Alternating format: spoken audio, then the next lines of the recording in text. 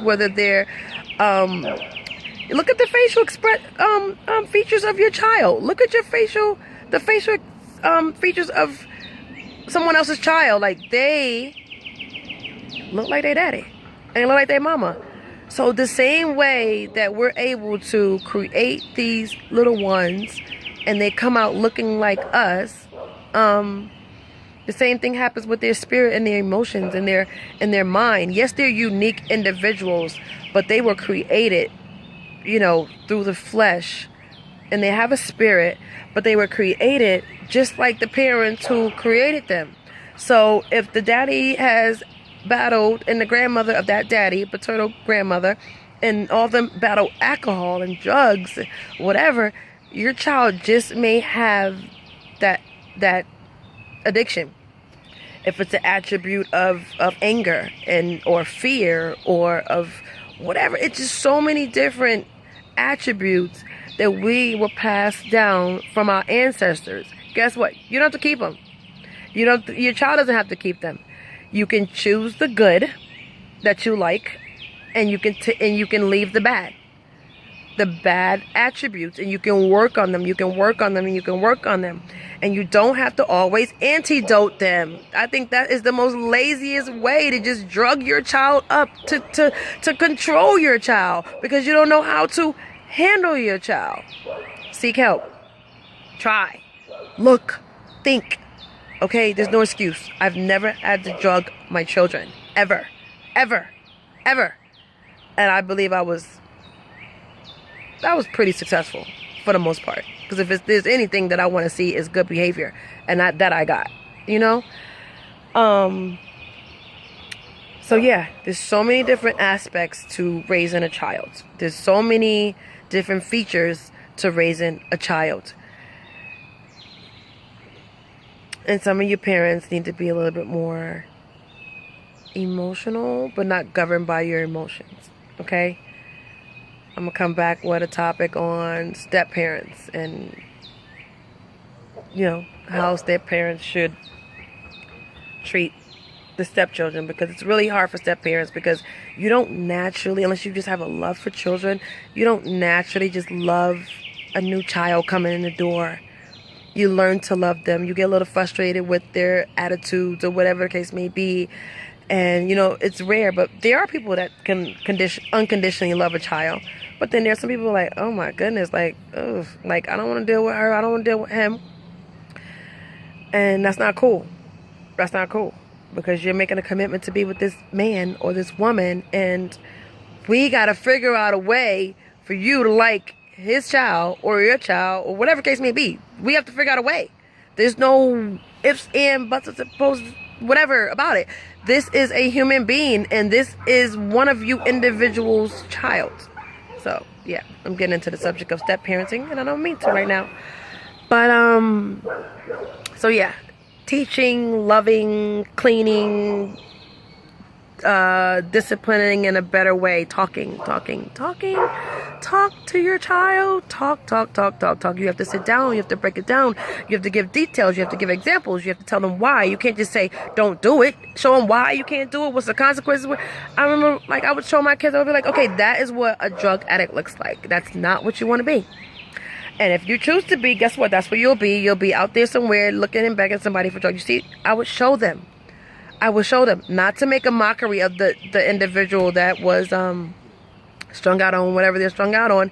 Your children need to see real life situations so that they can know what's going on. We play this sheltering game so much that they don't know anything about anything. And then when they get out there and their best friends or whomever that they fell in love with because you neglected them so much, and now they're so clingy to their best friend that they can't even hear you anymore. And now their best friend just offers them some drugs or alcohol, and you know nothing about it. And now they're out there driving and they're doing all kind of crazy things because you're not involved. You're not connected. You're not close. You're not constantly speaking on these subjects that arise. Do you not know you can speak on a subject to your child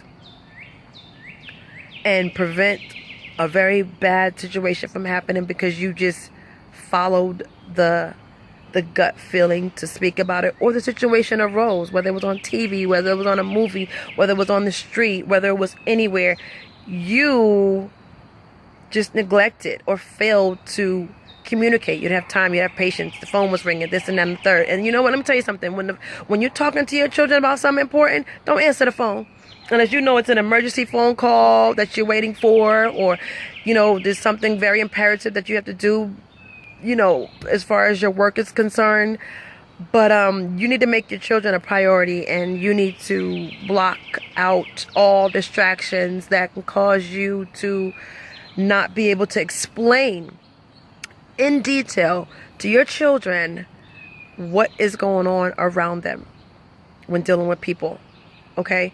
Because you are your child's first teacher, and you should be your child's voice, okay? When they hear your voice, there should be an alignment. There should be a remembrance, not just of the bad things, but of the good things, okay? The good things that you've taught them. And they're feeling good about what you've taught them because you took time, you took patience, you took love.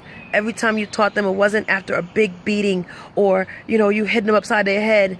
And then the only time you can say sorry is when you hit them and you abuse them, and you punch them in the face or whatever. Now you can say sorry. No, you need to say sorry for not just the physical but the emotional part, because you failed to be who you needed to be as a parent, and now you're frustrated because you're not on it. You're not involved. You're not involved.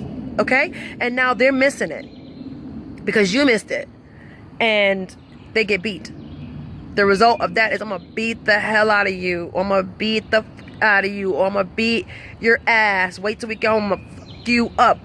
Who talks to anybody's child like that? You wait till I get home, wait, really? Okay, so I understand that you may be a single parent and everything, but just as sure as you have time for your homies, you're gonna have to make time for your child, because at the end of the day, at the end of the week, at the end of their 21 years, 18 years, whatever, you are going to be faced with that child. You and what you created. So just know this, that you're not getting away with anything. You can't sweep children up under the rug, because you're going to trip over them. You can't sweep anything up under the rug, because you'll trip over them. Okay? Your relationship with your child is very, very important. You were trusted with that child. You were trusted. You were blessed to be able to bear a child, or to create a child as a man. You were blessed to be able to do that. Some people can't do that. Some people pay to do that. Some people love to do that. Some people can't even have a kid. Some people can't even maintain a relationship long enough to even get a kid. Somebody can't even get pregnant. Like, it's just so many different things that, we shouldn't take for granted. If you don't want that child, if that child disgusts you, if that child reminds you of their daddy or their mama, you know what? In that regard, you need to go get you together. And I'll do a video for you too. But you're hazardous to this child. And it's sad to say that some people can actually hate their child, and you are really only hating what you created. You created this child. You may not want to take responsibility, but your failure to seek guidance when that child's behavior was abnormal made it your responsibility. It was your responsibility from the beginning. It has always been your responsibility as a parent to monitor, to guide, to seek knowledge, to don't stop. If your child is constantly telling you that they hate you, if their child is constantly hitting and fighting you, or doing something, or whatever the case may be, you have to seek a better method on how to deal with that child. You can't ignore it, okay? Because when you ignore that, that same child can grow up and hit their wife. That same child can grow up and have that same hate in their heart for someone else. And you may see it as just a word as hate, but that hate can be deeper than what you think it is. It could be just that, hatred, you know? So, yeah. And to those parents who overly work their children, you know, they make them slaves. They make them slaves for them. They make them slaves for their significant others. They're just their personal slaves. They have to babysit. They have to clean. They have to do everything in the household. And there's nothing wrong with teaching your children how to maintain a kitchen, how to how to sweep the floor, how to mop the floor, how to clean the bathroom, how to make their beds. There's nothing wrong with that. How to fold their clothes, there's nothing wrong with that. You get with them. You get in there with them and you show them how to do it more than one time. You don't create little slaves and then beat them when they don't do it correctly. Really? Really? And you never took the time and the patience to sit down and teach them and show them and teach them and show them and teach them and show them and teach them and show them. You never did that. So what, they popped out of your belly, right? And they just automatically knew how to wash dishes, right? They popped out of your belly, right? And they automatically knew how to behave in school, right? They popped out of your belly, right? And they automatically knew. I don't care if you told them 5 times already. I don't care if you told them 10. It's your responsibility as a parent to continuously tell them. Yes, it is.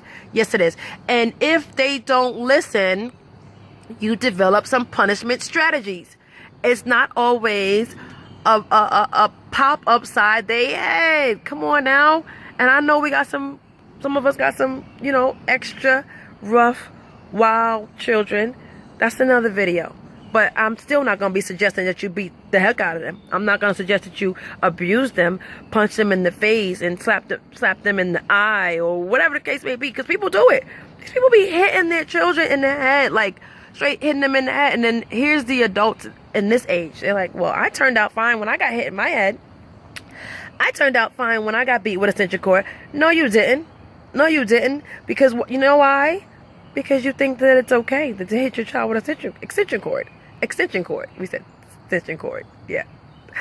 You think it's okay to hit your child with an extension cord. So no, you didn't turn out okay. And that's not cool. And if you think that it's cool, then it's cool for anybody to beat us. If you think that it's cool for you to beat the hell out of your children, then it's okay for anybody to beat the hell out of us for whatever reason. Because we should know better, right? Yeah. Yeah, I gotta be raw with y'all. And I ain't even being that raw. I'm being nice right now because it's sad. My heart aches for some of these children. It aches. It aches. It aches. For the uncleanliness, for the instability, for the lack of teaching, for the lack of trusting your own child, for the lack of relationship, for the lack of discipline the right way. The right way.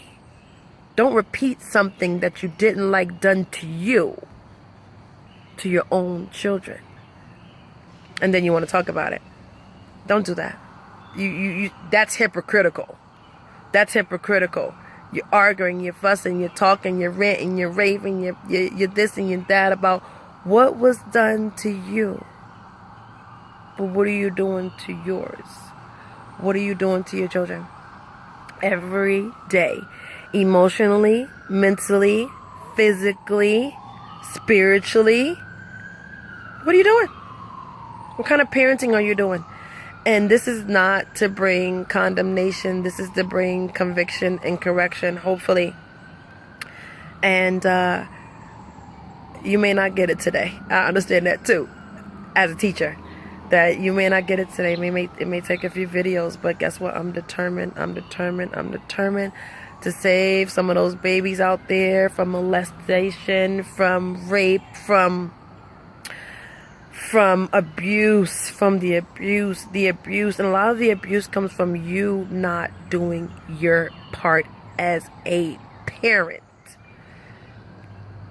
You can have fun. You can party. You can hang out. But that's not the time to do it when your child needs you. Stop the world for your child. Get up from the party. Get up from your boyfriend. Get up from whatever and get to your child and make sure that they have everything that they need. And I'm coming back. I'm telling you, I'm coming back on this subject. This is probably going to be the subject that I don't know. But I'm coming back on this subject because I'm so disappointed. I'm so disappointed at these parents and these, you got parents that only love their children based on how the relationship with their father or their mother is going. You limited your love for your child merely on the status of your relationship. So when your relationship is beautiful, oh, you have the most beautiful child in the world. You love your child. You're just doing everything for them. But when he doesn't want you anymore, she doesn't want you anymore, things are not going as well, you hate your child. And some of you may be appalled, but this is real talk. Like, this is serious. Like, God forbid if that guy stays out and he cheats or he does something crazy. Boy, them little adolescents in the house about to get it. They gotta clean the whole house. They gotta do whatever. They getting ready to be just probably beaten. Or now we're gonna straighten up everything. Now we're gonna, where's your homework? What are you doing? And did you clean up your room? Now we want to get it together. But just yesterday, you may have been laying up in the bed with homie, and your daughter had to, you know, pretty much serve you guys.